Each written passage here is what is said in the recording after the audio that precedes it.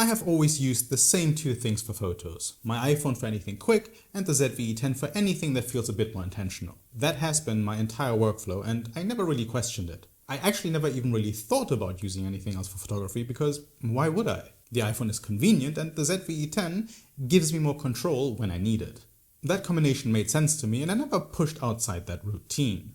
But recently I kept thinking about the FX30. It is the camera I use the most often, and it is always on the tripod in front of me. It is the one I turn on without thinking whenever I need to record, just as I'm doing right now. At the same time, it is not the first camera most people would reach for if they're planning to do photos.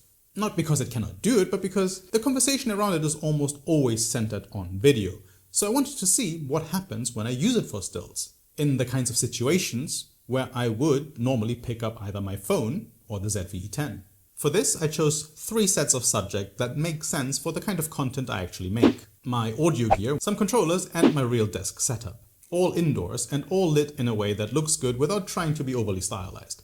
The idea here is not to create technical tests, but to see how the FX30 behaves in scenes that are familiar and practical. The lenses are the part I'm most curious about, the Sigma 17-40 at different focal lengths, the Sigma 16mm and the Sony 16-50 kit lens.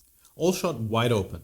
I want to see how each of them renders these scenes on the FX30, not to compare anything to other cameras, but to understand how they react in real situations. The first subject is my audio setup. My Apple Music setup, let's go with that.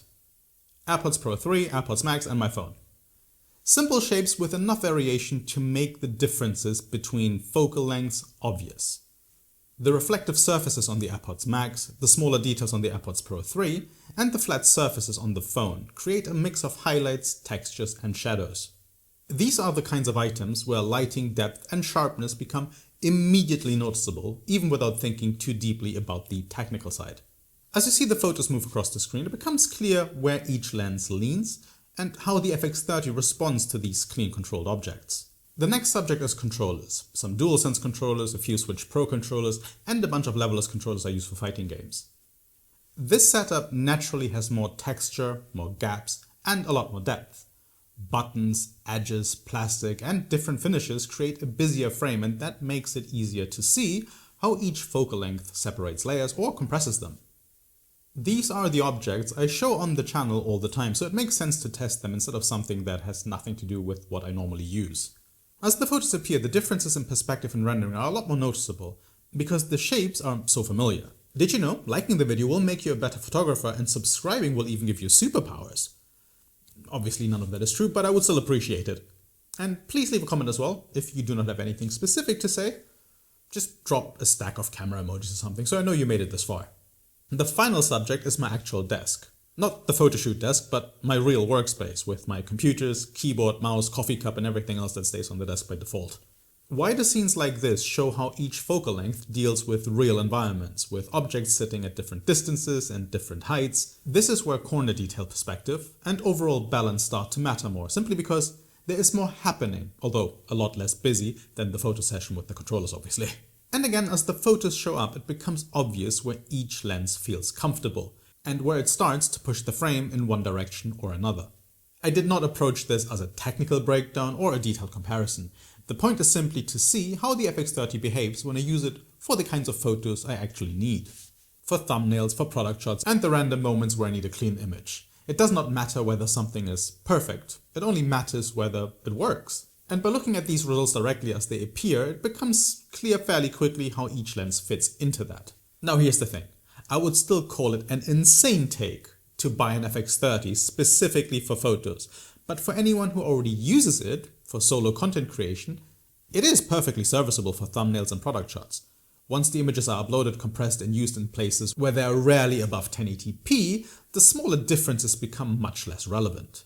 That said, I have no intention of using the FX30 for photos, not now and not in the future. And that comes down entirely to convenience. My camera settings are tuned around this office space. So before every shoot, I only really need to adjust white balance and I'm ready to record. Everything else is already dialed in for video. Adding photography to that means creating a separate profile, switching back and forth between modes and constantly double checking that the video settings have not been altered in the process. There's also the physical setup to consider. The FX30 lives on the tripod, with the teleprompter attached to it, and that teleprompter is not something I can just place on the desk when I take the camera off. The bottom design makes it awkward to set down anywhere. So taking photos would mean unmounting the rig, finding a place for the teleprompter, repositioning the tripod, or using a second one with the same quick release, then reversing all of that before I can record again. It is a chain of tiny inconveniences that quickly add up and break up my workflow, which is something that kind of can stop you from actually recording. Now granted, these are my personal grievances. You might already have a setup where switching between video and stills is quick and painless, in which case the FX30 could be a viable option for photos. For me though, picking up my phone or the ZV-E10 is still far more convenient. And convenience is very hard to beat, especially when the convenient options produce better results in the areas where I actually need them. Like the video, subscribe, remember, superpowers. And if you made it all the way to the end, leave a comment with not just camera-related emojis, but make it video camera-related, so I know that you survived the whole thing. I'm going back to playing Street Fighter 6 now. I still need to crawl my way back from 1400 MR to 1500 plus. I went as low as 1290 MR, and that place was a lawless land. I never want to go back there. In any case, thank you for watching, and see you next time. Bye bye.